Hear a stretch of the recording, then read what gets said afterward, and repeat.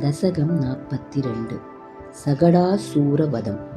பிரபுவே, ஒரு சமயம் உன் பிறந்த நாள் அன்று கோகுலத்தின் தலைவியான யசோதை உறவினர்களையும் பெண்களையும் அந்தணர்களையும் தன் வீட்டிற்கு அழைத்திருந்தாள்.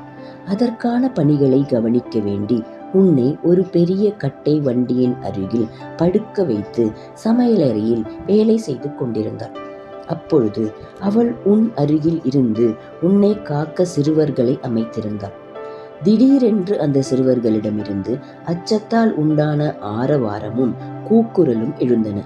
அவற்றோடு கூட முறிந்த மரங்களின் சட சட என்ற பேரொலியும் தோன்றியது.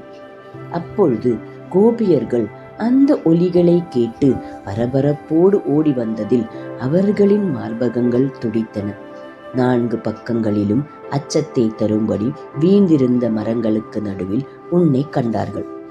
நந்தகோபனும் இடையர்களும் அந்தணர்களும் ஐயோ, குழந்தைக்கு என்ன நேர்ந்தது என்று கேட்டுக்கொண்டே கண்ணீர் பெருகும் கண்களுடன் விரைந்து ஓடி வந்தார்கள். யசோதையின் கைகளில் உன்னை கண்டபின் ஆறுதல் அடைந்தார்கள். அவர்கள் என்ன இது, என்ன இது, எப்படி ஆயிற்று, இது பெரிய வண்டி உடைந்ததற்கு இவ்விடத்தில் காரணம் ஒன்றும் இல்லையே என்று தங்கள் மூக்கின் மேல் கையை வைத்துக்கொண்டு உன்னையே பார்த்து கொண்டு நின்றார்கள். உனக்கு காவலர்களாக இருந்த சிறுவர்கள் பால் பருக வேண்டி இந்த குழந்தை தாமரை மலர் போன்ற மென்மையான கால்களை ஆட்டி உதைத்ததால் வண்டி குடை சாய்ந்து தலை கீழாக விழுந்து முறிந்தது. இதை நான் பார்த்தேன் என்று சொன்னார்கள். அப்பொழுது உன் பெருமையை அறியாதவர்கள், அச்சத்தால் ஒன்றும் அறியாத சிறுவர்கள் ஏதோ உளறுகிறார்கள் என்று உரைத்தார்கள்.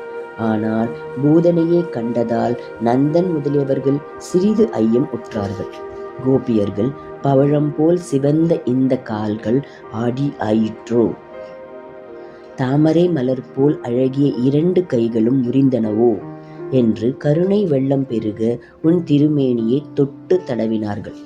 உலகின் தலைவனான இறைவனின் அருள் பெருக்கால் என் குழந்தை காப்பாற்றப்பட்டுள்ளது, அதை எப்படி கொடு என்று தன் கையில் உன்னை எடுத்து கொண்ட உன் தந்தை பின் மயிர் கூச்சரித்தவனாய் உன் திருமேனியை அடிக்கடி தழுவிக்கொண்டான். இவ்வாறு வண்டியில் ஒளிந்து கொண்டு உன்னை கொல்ல வந்த அசுரனை கொன்றான். அந்த அசுரன் தூய சத்வ வடிவமான உன்னிடத்தில் ஒன்றிவிட்டான். இஃது திண்ணம். அதனால்தான் அவனுடைய துகள் கூட அங்கே காணப்படவில்லை. குருவாயூரின் தலைவனே, அதன் பின் அவ்விடத்தில் பெரிதும் போற்றப்பட்ட அந்தணர்கள் உனக்கு சிறப்பாக மங்கள வாழ்த்துக்களை நல்கினார்கள். நீ உன் இளம் பருவத்திற்கு உரிய குறும்புகளால் கோகுலத்தை மகிழ்வித்து கொண்டிருந்தாய். அத்தகைய நீயே என் பிணியை அகற்ற வேண்டும். ஹரே ராமா ஹரே ராமா ராம ராமா ஹரே ஹரே, ஹரே கிருஷ்ணா கிருஷ்ணா கிருஷ்ண கிருஷ்ணா ஹரே ஹரே, நாராயண